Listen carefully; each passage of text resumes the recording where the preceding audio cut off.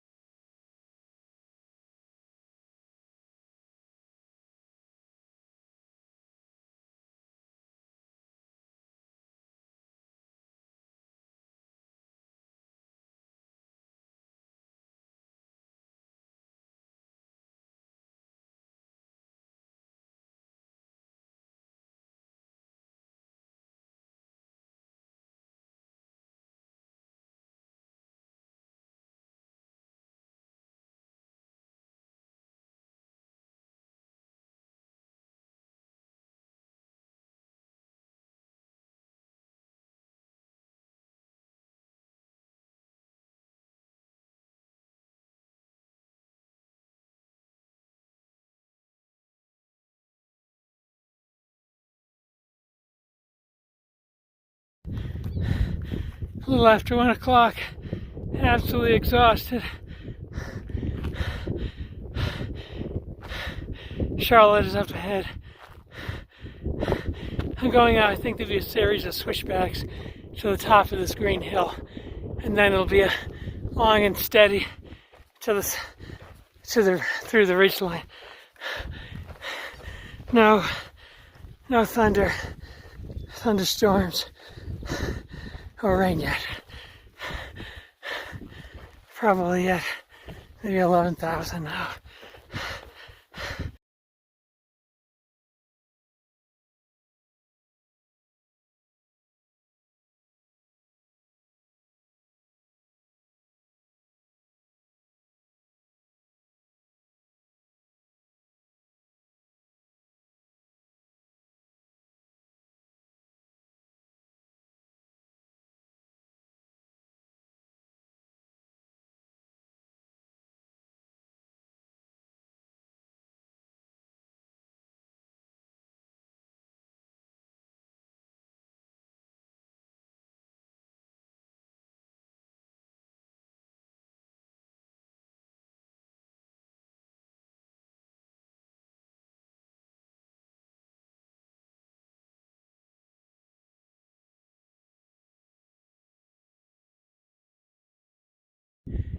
Everyone, I'm now at 12,000 feet.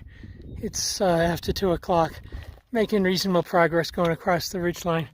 Lots of the clouds that you got to be wary of. I don't want to trip and fall coming overhead, but I'm not really hearing lightning yet. So again, I'm at 12,000 feet, and I'm going to gain 800 feet in the next 8/10 of a mile. And I think that'll be the high peak, even though some of these summits are higher. That's the high peak for this ridge walk. So, yeah, pretty wasted. Realistically, though, this ridge walk is not nearly as bad as hiking through the woods to get to the ridge. And our problem is we got here a bit too late. So I made the mistake of going to the restaurant, which I thought they said open at 7, but they open later. And I should have just left. So advice to hikers: pack a sandwich or just eat at a hostel and get started early, because this is not ideal being out here, not even at the high point in the ridgeline on a summer day with all these storm clouds, because this gets littered with lightning in the afternoon, lightning and hail and rain. Talk to you soon. The trail skirts the snow field, and then I believe it goes up to the left. So it's convenient for me to take a break and get my heart rate under control. If you look further up the mountain, you can see a cornice right there. You can't, I'm sure the camera doesn't show up, but there's a lip overhanging, which is always dangerous for climbers and people who might be hiking up there to get too close to it.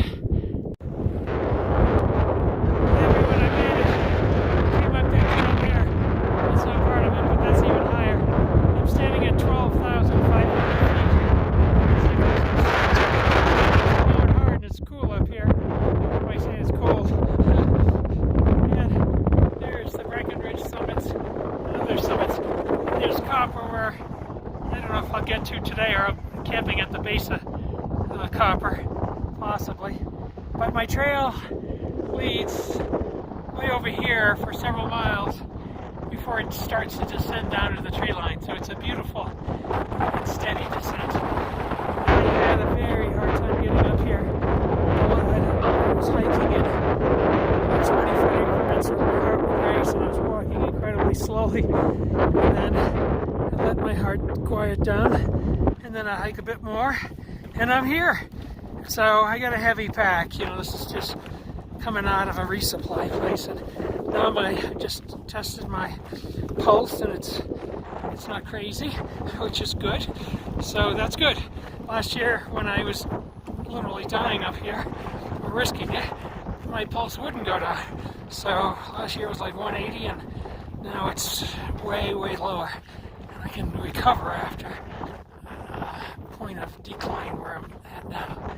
So, all good. I feel exhilaration being up here, and so excited that I was able to make it. But man, oh man, that is a hard climb. So, I'll talk to you soon.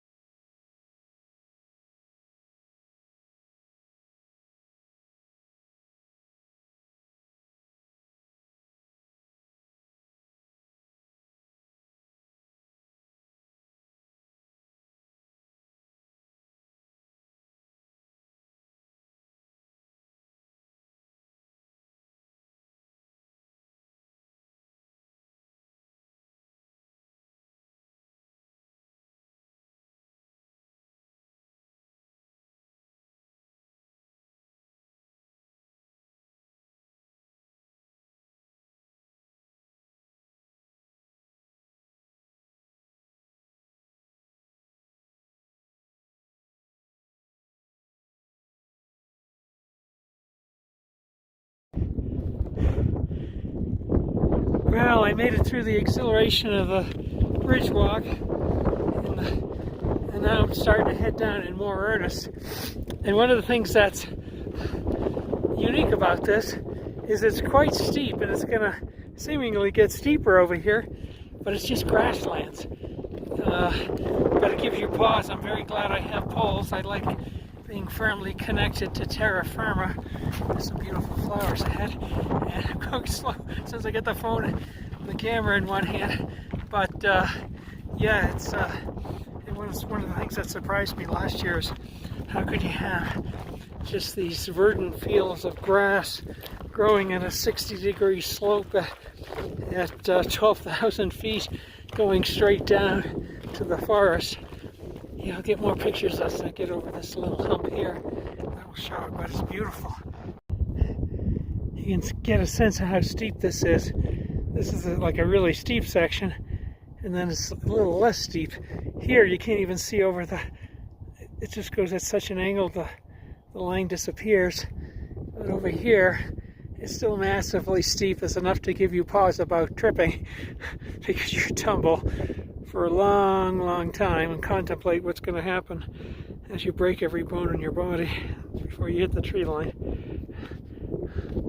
I'm not sure if the camera shows us, so I'll make a video and document it, but there's beautiful pale blue flowers at the top covered with bees, and then yellow flowers and some more of the blue ones, and then some of the Indian paintbrush, and then small yellow flowers down here, and then white flowers coming across the road. Look how colorful this is.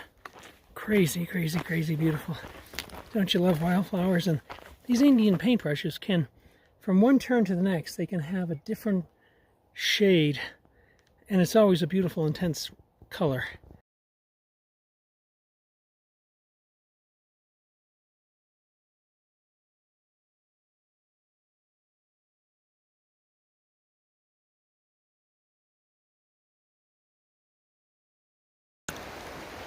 Hey there, I'm eating my dinner. It's the end of day 7. That's the mountain I came down from. The mountain across from the parking lot is Copper. Did about 14 miles, so seemingly not a lot of miles, but holy cow, they were brutal miles. So yeah, we started at about 9,000 feet, got to the summit at about 12,500. So that was, and there was just lots of ups and downs before we got there, before we even started climbing in earnest. So yeah, Charlotte got ahead of me. She was concerned about the possible thunderstorm, so she scooted ahead. So I think she's a couple of miles ahead, and there was another woman, Starfish. Heck, she's probably 10 miles ahead. So I'm gonna get as good night's sleep as I can. I haven't cleaned up yet, pretty dang sore, and then head off in the morning, and we'll see what the day evolves. I haven't really even looked at a map to see what's going to happen. I've got to look at that once I get cleaned up and finish my eating and get inside my tent. Talk to you tomorrow.